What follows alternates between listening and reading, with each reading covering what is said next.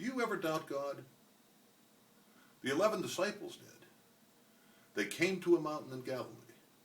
They saw the risen Lord right there with them. They worshiped the risen Lord, and they doubted. For some mysterious reason, God created us with the capacity to doubt him, to doubt his very existence. Doubt is like a worm. Maybe it's a tapeworm that eats away at our soul from the inside out. We lose our faith, then our hope, and inevitably our capacity to love. But the worm might be an earthworm. Earthworms aerate the ground and make the soil grow richer. An earthworm of doubt can spur us to dig more deeply into our faith, to struggle with its paradoxes, and by the grace of God, to emerge spiritually richer. Moses confronted doubt in his people. He begins, "Has anyone ever seen anything quite so wonderful as our God?" It's a beautiful passage, but he ends up exasperated. "What's wrong with you guys? The Lord is God. There is no other. Get with the program." Jesus doesn't go there. He doesn't fire the doubting 11. He doesn't even chastise them.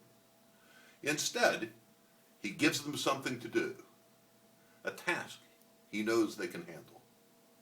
"Get down from this mountain," he says. "Make disciples of the nations. Baptize. Take what you've learned from me and pass it on to others." And they did. Boy, did they do it. You can draw a line stretching from our little assembly here on Fred George Road directly back to the works of that tiny doubting band of 11. And we too are given something to do. We can carry the Lord's message. Now you may be thinking, "Oh no, not again. How many times have I heard that I should practice my faith in the real world? Tell me something practical." I know of a faith community that has managed to put today's gospel to good practical use.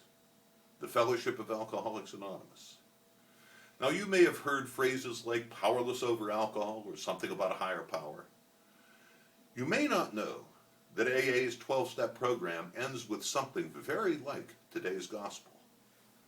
AA's 12th step says, if you want continuing recovery from alcoholism, you must carry this message to other alcoholics, especially when you're suffering from doubt or self-pity.